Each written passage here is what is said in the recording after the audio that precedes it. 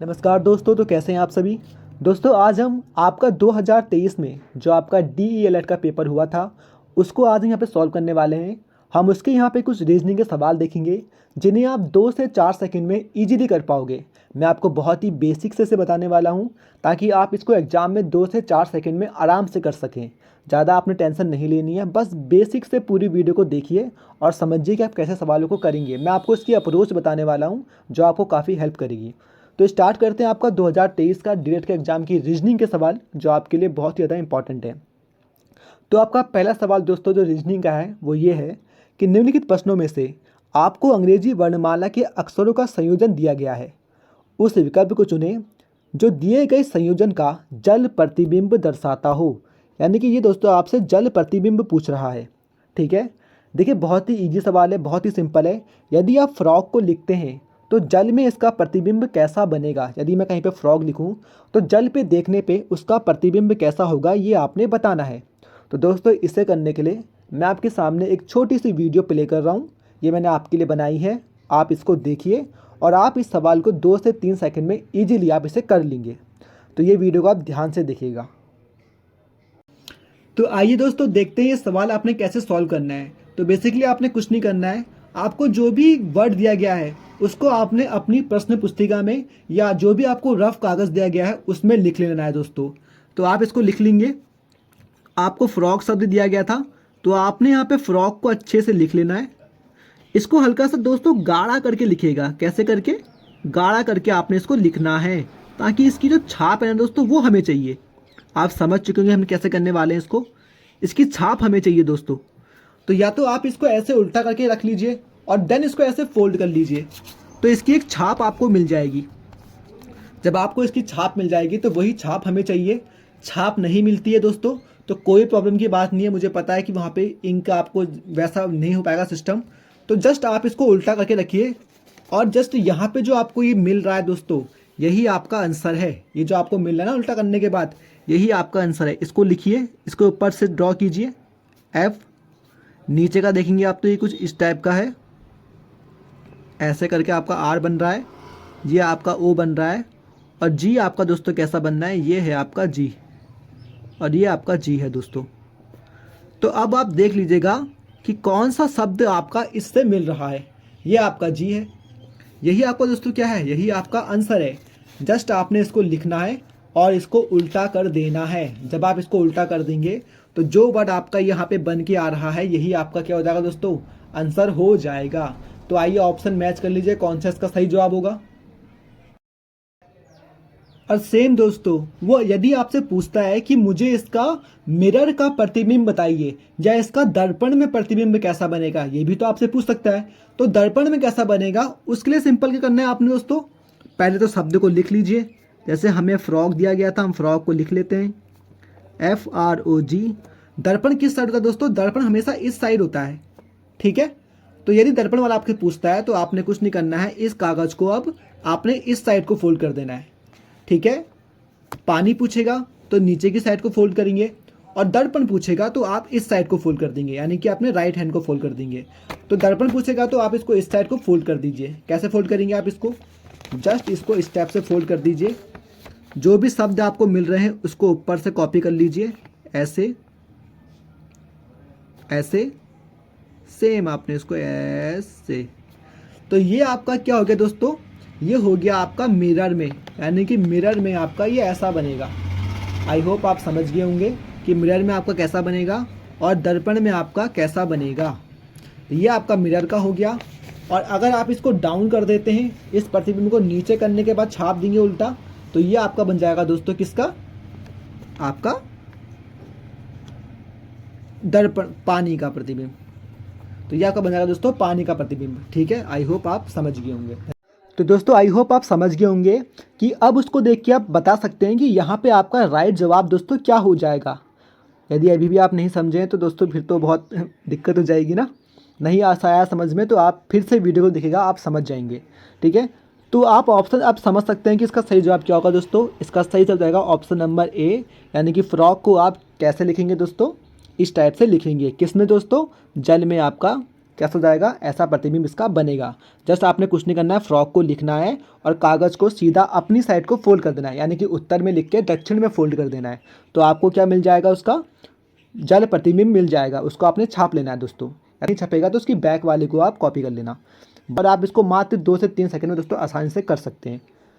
तो चलिए अब आगे बढ़ते हैं दोस्तों और आपका अगला सवाल देखते हैं। नेक्स्ट सवाल दोस्तों आपका क्या है, अगला सवाल दोस्तों क्या है कि यदि अंग्रेजी वर्णमाला के पहले और 26वें कॉमा दूसरे और 25वें कॉमा तीसरे और 24वें और इसी तरह आगे भी वर्णों को जोड़ा बनाया गया है, तो निम्न में से कौन सा जोड़ा सही है। आई होप दोस्तों ये सवाल काफ़ी ईजी है, इसे भी आप आसानी से कर सकते हैं। इसके लिए आपको बस कुछ नहीं करना दोस्तों, ABCD को लिख लेना है कहाँ तक, M तक, और देन M से आपने लिखना है उल्टा बैक में Z तक।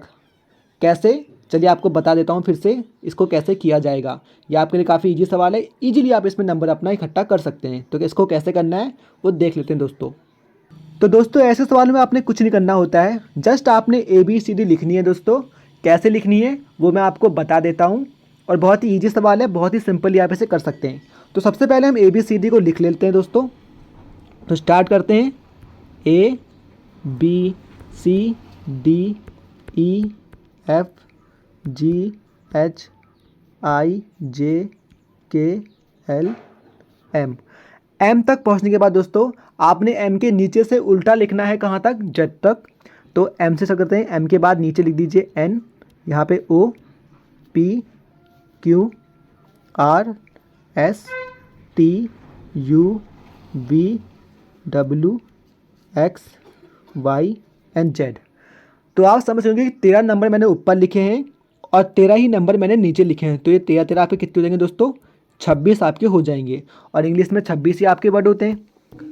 तो आप देख सकते हैं दोस्तों, M के नीचे मैंने N लिखा है, L के नीचे O, K के नीचे P, J के नीचे Q और A के नीचे Z। ऐसे ही मैंने दोस्तों इनको एक के नीचे एक लिख दिया है। M तक गया और M के बाद मैंने दोस्तों यहाँ से उल्टा लिखा है कहाँ तक, Z तक। तो यही आपने ऐसे ही इसको लिखना है और यही आपका सबसे बेस्ट तरीका है, ठीक है। तो A के ऊपर आप 1 लिखेंगे, B आपका दूसरा हो जाएगा, C आपका 3 हो जाएगा, D आपका 4 हो जाएगा। ऐसे करते करते जब आप जाएंगे आगे को तो ये हो जाएगा आपका 1 से लेकर 13 तक। और यहाँ से आप काउंट करेंगे तो N होगा आपका 14। N दोस्तों क्या होगा आपका, N आपका 14 होगा। और Z आपका दोस्तों अंतिम शब्द है, तो ये होगा आपका 26वें नंबर पर। आई होप आप समझ चुके होंगे कि N से काउंट करेंगे Z तक तो 26 जाएगा, A से जाएंगे M तक तो 13 नंबर होंगे दोस्तों। आपने इनको नंबरिंग इनकी आपने कर लेनी है। तो वो आपसे कह रहा है दोस्तों, अब सवाल पढ़िए अपना। सवाल आपसे बोल रहा है दोस्तों कि यदि अंग्रेजी वर्णमाला के पहले और 26वें, पहले और 26वें यानी कि पहला कौन होगा दोस्तों आपका, पहला आपका 1 होगा। 26वां कौन होगा दोस्तों, 26वां आपका Z होगा। A के नीचे वाला क्या आ रहा है दोस्तों, Z आ रहा है, यानी कि A के नीचे Z आ रहा है। सेम अगला पढ़िए, दूसरे और 25वें, दूसरा कौन होगा दोस्तों, B होगा। और 25वां कौन सा होगा, Z से पहले वाला, यानी कि Y आपका 25 है। यानी कि B के नीचे आपका दोस्तों क्या आ रहा है, B के नीचे आपका Y आ रहा है। आई होप आप समझ गए होंगे कि B के नीचे हमारा Y आ रहा है, B के नीचे आपका Y आ रहा है, ये आपका हो जाएगा। और नेक्स्ट पढ़िए, तीसरे और 24वें, तीसरा कौन होगा दोस्तों आपका, तीसरा आपका C होगा, तीसरा आपका C होगा। तीसरे और 24वें, 24वें यानी कि Y से पहले वाला X, जब Z 26 है तो Y 25 होगा और X आपका 24 होगा। तो यानी कि C के जस्ट नीचे क्या आ रहा है दोस्तों, X आ रहा है। तो वो आपसे पूछ रहा है और इसी तरह जो है आगे, यानी कि वो 1 के नीचे 1 वाले पूछ रहा है। A के नीचे Z आ गया, B के नीचे Y आ गया, C के नीचे X आ गया। तो अब आपसे कह रहा है कि मुझे ये बताओ दोस्तों कि इनमें से कौन सा जोड़ा सही है। अब बताइए इनमें से कौन सा सही है। 1 के नीचे 1 आना चाहिए, जैसे A के नीचे Z आ रहा था, B के नीचे Y, C के नीचे X। तो आप बताइए इनमें से कौन सा सही है। आप खुद चेक कीजिए कौन सा सही है। क्या G और R सही है आपका, खुद सोचिए। G के नीचे तो दोस्तों T आ रहा है, देखो G के नीचे तो T आ रहा है, यानी कि क्या हो जाएगा, ये गलत हो जाएगा, ये ऑप्शन गलत है आपका। C के नीचे W, दोस्तों गलत। C के नीचे क्या आ रहा है आपका, X आ रहा है, ये हम चेक कर चुके हैं अभी कि तीसरा और 24वां, ये देखिए तीसरा और 24वां, तीसरा ये है, 24वां नीचे X है, तो ये भी आपका गलत जाएगा, यानी कि आपका B भी सही नहीं है। C चेक कीजिए दोस्तों, C है I और P। क्या I के नीचे P आ रहा है दोस्तों, नहीं दोस्तों, यहाँ देखिए आई के नीचे तो आर आ रहा है, लिखा है ना मैंने, ये देखिए आई के नीचे तो आर आ रहा है, तो ये भी क्या है आपका, ये भी आपका गलत है दोस्तों। लास्ट है आपका दोस्तों डी। क्या डी ई के नीचे वी आ रहा है दोस्तों? चेक कीजिए, ई के नीचे भी ये रहा आपका ई, और ई के नीचे इसको वी आ रहा है, यानी कि ये क्या है आपका बिल्कुल सही जवाब है। देखिए ये वाला ई के नीचे आपका वी आ रहा है। आप कहोगे हाँ सर ई के नीचे वी आ रहा है, और एफ के नीचे आपका यू आ रहा है, एफ के नीचे आपका यू आ रहा है, और ई के नीचे आपका वी आ रहा है। तो डी आपका क्या है दोस्तों, बिल्कुल सही है, क्योंकि ए के नीचे जेड आ रहा था, बी के नीचे वाई और सी के नीचे एक्स, ऐसे ही ई के नीचे वी आ रहा है। तो ऑप्शन नंबर डी आपका बिल्कुल सही हो जाएगा। तो आई होप आप समझ चुके होंगे कि इसका राइट जवाब क्या है दोस्तों। इसका राइट जवाब होगा आपका 2552 का डी, ई के नीचे वी। ये जस्ट आपका नीचे वाला उल्टा पूछ रहा था और हमने इसको निकाल दिया आपका। कुछ नहीं करा, हमने ABCD लिखी और कौन किसके नीचे आ रहा है वो देखा, और हमें चला पता कि ई के नीचे वी आ रहा है, और यही हमारा क्या है दोस्तों आंसर है। आई होप आप समझ गए होंगे। नहीं आया है समझ में तो कमेंट कीजिएगा, मैं सच में आपको बता दूंगा कि इसे कैसे आपने और अच्छे से समझा दूंगा। यहाँ पे ज़्यादा हौच पौच हो रहा है मामला, क्योंकि लिखने की जगह बहुत कम है। तो चलिए दोस्तों आगे बढ़ते हैं। सवाल है आपका 53वां सवाल दोस्तों करते हैं। दी गई 4 उत्तर आकृतियों में से कौन सी एक आकृति प्रश्न आकृति में दिए गए टुकड़ों से बनाई जा सकती है? यानी कि इन सबको जोड़कर दोस्तों, इन सबको जोड़कर आपने एक आकृति बनानी है जो इनमें से कोई हो, इनमें से कोई हो। इन 4 टुकड़ों को जोड़िए और बताइए क्या इनमें से कोई आकृति इनमें से बन सकती है। बस आपने अपनी आंखों का इस्तेमाल करना है कि बन सकती है कि नहीं बन सकती है। चलिए देखते हैं दोस्तों बन सकती है कि नहीं बन सकती है।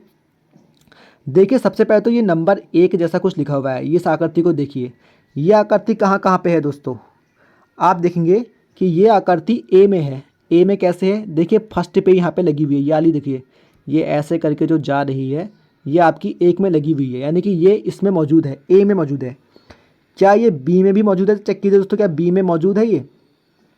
आप कहेंगे नहीं सर बी में तो मौजूद नहीं है। देखिए बी में आपको लग रहा है कि बीच में है ये, पर बीच में नहीं है दोस्तों, ठीक है, बी में ये मौजूद नहीं है, क्योंकि बी में ये बीच में कुछ ऐसा धारदार बन रही है कोने में, तो धारदार तो कुछ है ही नहीं हमारे पास इस टाइप से कुछ।